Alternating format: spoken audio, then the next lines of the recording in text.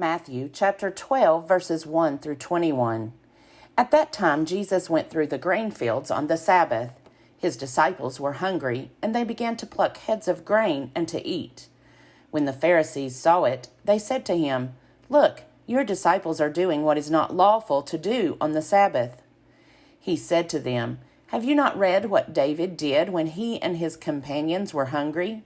He entered the house of God and ate the bread of the presence, which it was not lawful for him or his companions to eat, but only for the priests. Or have you not read in the law that on the Sabbath the priests in the temple break the Sabbath and yet are guiltless? I tell you, something greater than the temple is here. But if you had known what this means, 'I desire mercy and not sacrifice,' you would not have condemned the guiltless, for the Son of Man is Lord of the Sabbath."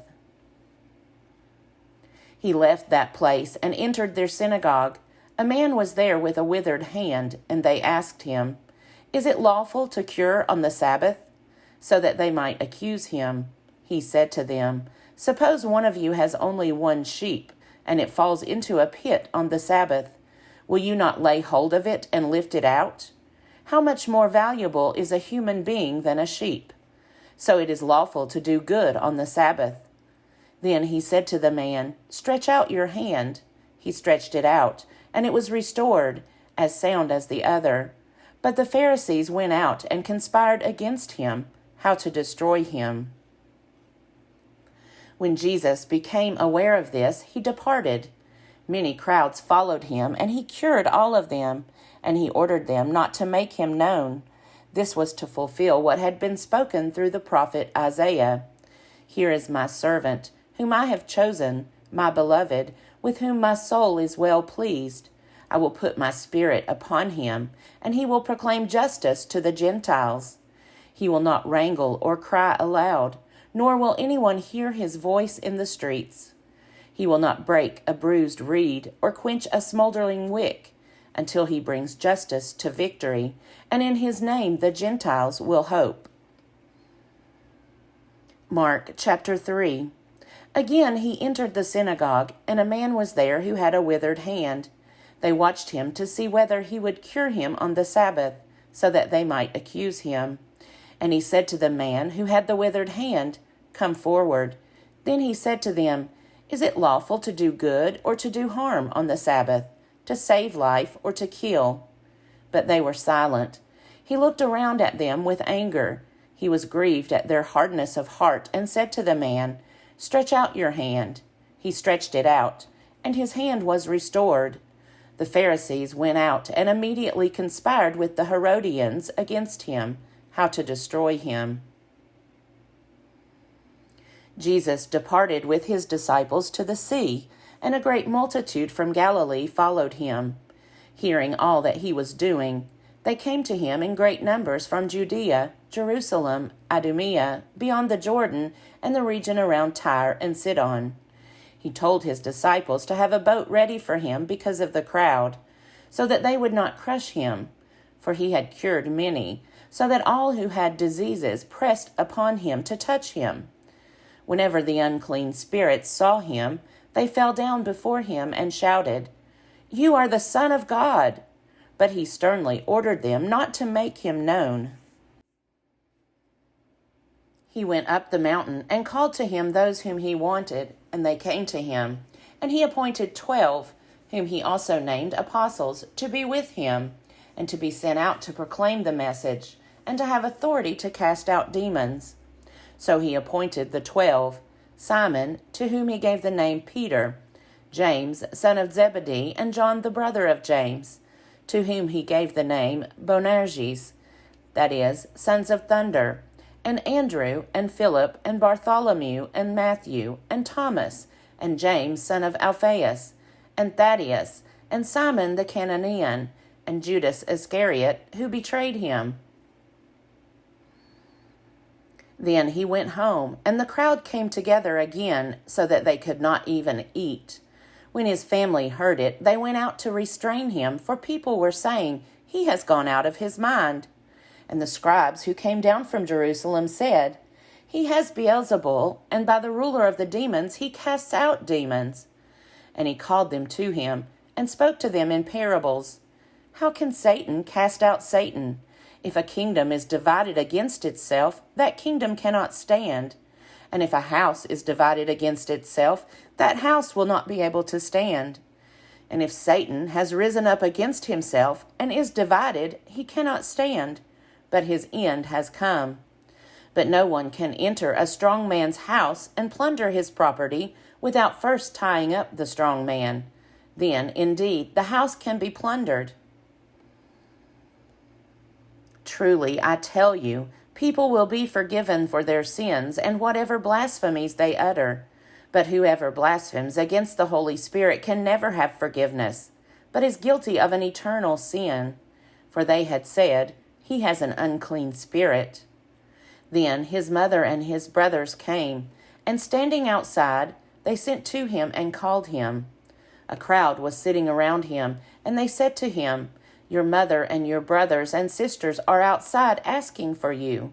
And he replied, Who are my mother and my brothers? And looking at those who sat around him, he said, Here are my mother and my brothers. Whoever does the will of God is my brother and sister and mother.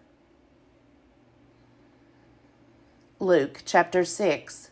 One Sabbath, while Jesus was going through the grain fields, his disciples plucked some heads of grain, rubbed them in their hands, and ate them. But some of the Pharisees said, Why are you doing what is not lawful on the Sabbath? Jesus answered, Have you not read what David did when he and his companions were hungry?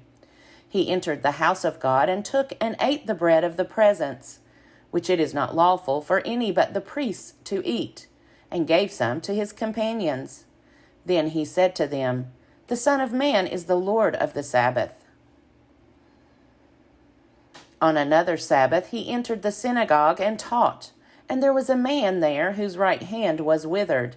The scribes and the Pharisees watched him to see whether he would cure on the Sabbath, so that they might find an accusation against him. Even though he knew what they were thinking, he said to the man who had the withered hand, Come and stand here. He got up and stood there. Then Jesus said to them, I ask you, is it lawful to do good or to do harm on the Sabbath, to save life or to destroy it? After looking around at all of them, he said to him, Stretch out your hand. He did so, and his hand was restored. But they were filled with fury and discussed with one another what they might do to Jesus. Now during those days he went out to the mountain to pray, and he spent the night in prayer to God. And when day came, he called his disciples and chose 12 of them, whom he also named apostles, Simon, whom he named Peter, and his brother Andrew, and James and John, and Philip and Bartholomew, and Matthew and Thomas, and James, son of Alphaeus, and Simon, who was called the Zealot, and Judas, son of James, and Judas Iscariot, who became a traitor. He came down with them and stood on a level place, with a great crowd of his disciples and a great multitude of people from all Judea, Jerusalem, and the coast of Tyre and Sidon.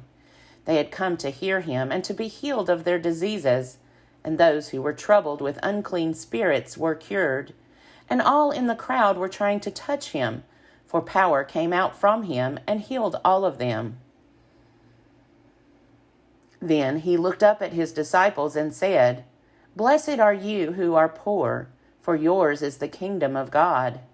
Blessed are you who are hungry now, for you will be filled. Blessed are you who weep now, for you will laugh. Blessed are you when people hate you, and when they exclude you, revile you, and defame you on account of the Son of Man. Rejoice in that day, and leap for joy, for surely your reward is great in heaven, for that is what their ancestors did to the prophets. But woe to you who are rich, for you have received your consolation.